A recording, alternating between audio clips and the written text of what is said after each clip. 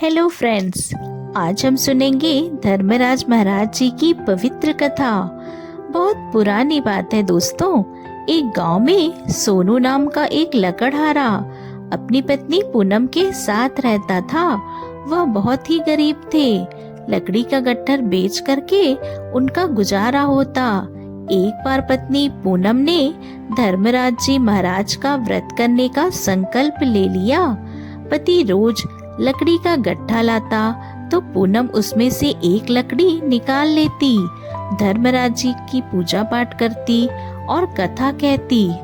एक दिन पूनम नहा धोकर एक एक बचाई हुई लकड़ियों का गट्ठर बनाकर उन्हें बेचने निकल गई और धर्मराज जी की कृपा से उसकी लकड़ियां चंदन की हो गई। जब वह राजा के महल से होकर गुजरी तो राजा को चंदन की खुशबू आ गई। राजा ने उसको राजमहल में बुलवाया और पूछा कि इन लकड़ियों का कीमत क्या लोगी। तो वह बोली, आप जितना चाहे दे दो। धर्मराज जी महाराज का व्रत की हूँ, उद्यापन करना है, फिर 5 ब्राह्मणों को भोजन करवाना है, तो मुझे इतना सामान दे दीजिए। राजा ने नौकरों के साथ सारा सामान पूनम के घर भिजवा दिया। फिर पूनम ने धर्मराज जी के व्रत का उद्यापन किया और स्वादिष्ट भोजन ब्राह्मणों को खिलाया, उसकी सेवा की और उन्हें यथाशक्ति दक्षिणा देकर उनका आशीर्वाद पाया। उधर सोनू की गट्ठर बिकी नहीं तो उसे आने में देरी हो गई और इधर धर्मराज जी के आशीर्वाद से उसकी झोपड़ी बदल गई महल में। रसोई में 36 प्रकार के पकवान हो गए। जब सोनू गट्ठी बेचकर आया तो उसे झोपड़ी नजर नहीं आई। वह पड़ोसन से पूछने लगा।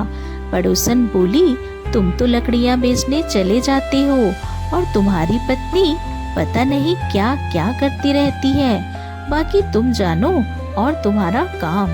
इतने में उसकी पत्नी आ गई। अपने पति से बोली, अपना ही घर है। पति को गुस्सा आया और बोला, तुमने चोरी की है या कोई जादू टोना किया है जो अचानक इतना सारा धन आ गया। तब वह बोली, मैंने धर्मराज जी का व्रत किया और विधि पूर्वक उद्यापन करवाया, उन्हीं की कृपा हम सब पर बरसी है। आपकी लकड़ी के गट्ठे में से कभी कभी एक लकड़ियां निकाल लेती थी और वह लकड़ियां धर्मराज की कृपा से चंदन की हो गई।